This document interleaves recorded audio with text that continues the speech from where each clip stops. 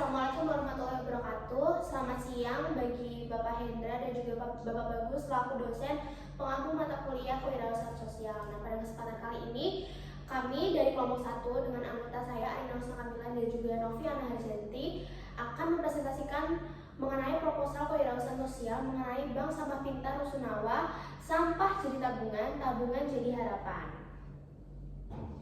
Nah, masuk ke latar belakang, mengapa kita mengambil program bank sampah ini? Karena di kawasan Rusunawa Kaligawe Kota Semarang merupakan salah satu hunian padat yang dihuni oleh masyarakat dengan tingkat ekonomi menengah ke bawah. Dan sebagian besar produknya bekerja sebagai buruh harian, pedagang kecil dan juga pekerja sektor informal dengan pendapatan yang tidak menentu. Kondisi sosial ekonomi tersebut membuat sebagian besar warga lebih fokus pada pemenuhan kebutuhan dasar dibandingkan pada pengelolaan lingkungan tempat tinggal, dan mengakibatkan persoalan sampah rumah tangga yang menjadi isu yang cukup menonjol di kawasan ini.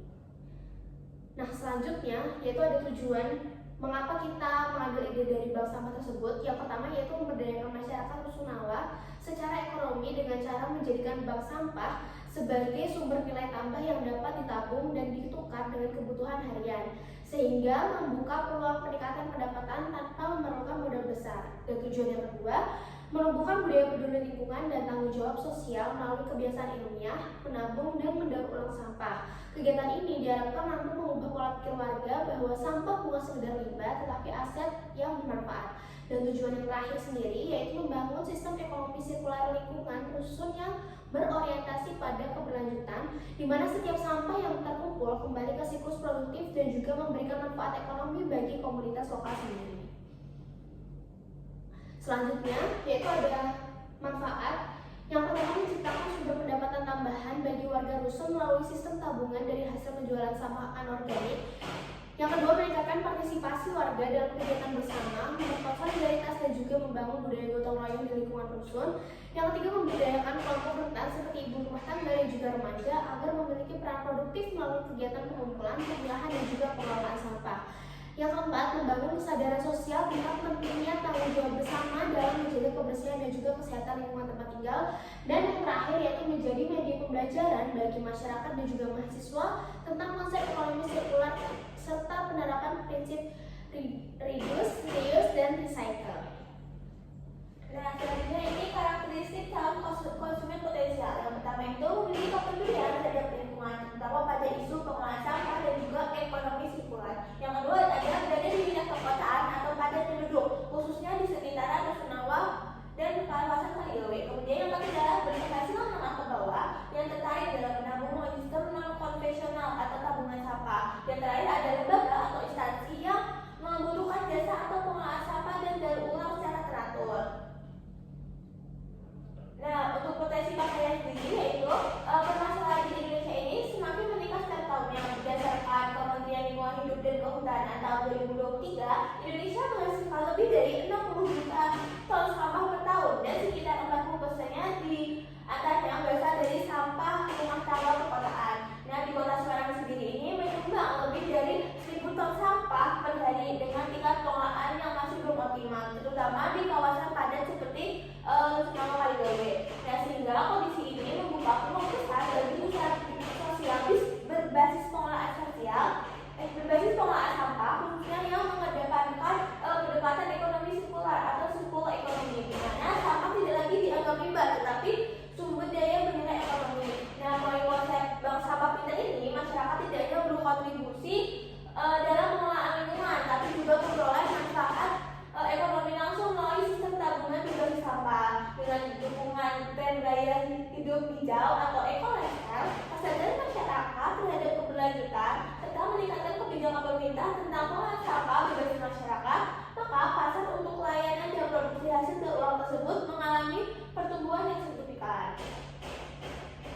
Kemudian kita ada deskripsi produk. Yang pertama ini adalah layanan bank sampah secara offline, yang dimana peserta atau warga menyerahkan sampah organik yang telah dipilah seperti plastik, kertas, logam, dan juga botol kaca. Nah, sampah ini ditimbang, dicatat, dan dikonversikan menjadi nilai tabungan sesuai dengan harga pasar. Sistem ini memungkinkan masyarakat memperoleh manfaat ekonomi langsung dari kegiatan pemilahan sampah rumah tangga. Yang kedua ada aplikasi bank sampah pintar, ini secara online. Aplikasi ini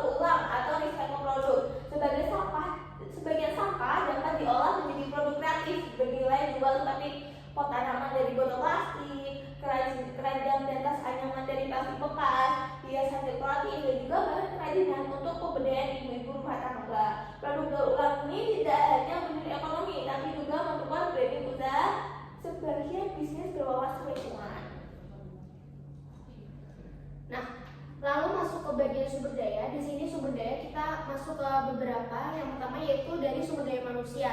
Dan sumber daya manusia ini diantaranya yang pertama yaitu ada ketua usaha yang bertugas bertanggung jawab atas manajemen operasional dan juga pengembangan program.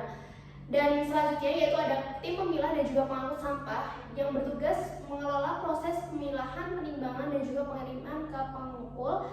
Yang selanjutnya ada tim IT yaitu mengelola aplikasi bank sampah termasuk pembaruan sistem dan juga pencatatan transaksi. Dan selanjutnya yaitu ada relawan atau warga pendukung yang membantu kegiatan penyuluhan dan juga edukasi lingkungan. Nah, untuk sumber daya selanjutnya itu ada sumber daya teknologi. Yang pertama itu ada aplikasi bank sampah pintar.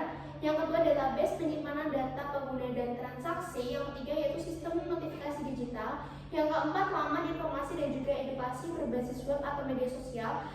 Dan selanjutnya yaitu ada sumber daya fisik. Yang pertama yaitu ada gerobak atau motor pengangkut sampah. Yang kedua yaitu ada timbangan digital.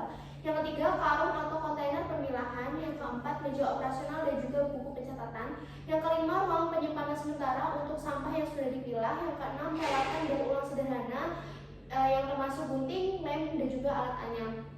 Selanjutnya masuk ke sumber daya finansial yang diperlukan dana yaitu yang pertama pembelian alat operasional, yang kedua pengembangan aplikasi, yang ketiga pelatihan dan juga penyuluhan warga, dan biaya transportasi lain dan juga pengemasan sampah. Dana diperoleh dari program P2MW, iuran sukarela dan juga hasil dari penjualan sampah tersebut. Nah, untuk sistem keuangan usaha sendiri, yang pertama yaitu ada kebutuhan peralatan utama yang terdiri dari barang-barang. Yang pertama timbangan digital dengan kapasitas 150 kg dengan total 1.300.000. Yang kedua yaitu ada mesin pres plastik mini dengan total 500.000. Yang ketiga yaitu ada rak penyimpanan sampah terpilah membutuhkan 3 unit dengan total 900.000.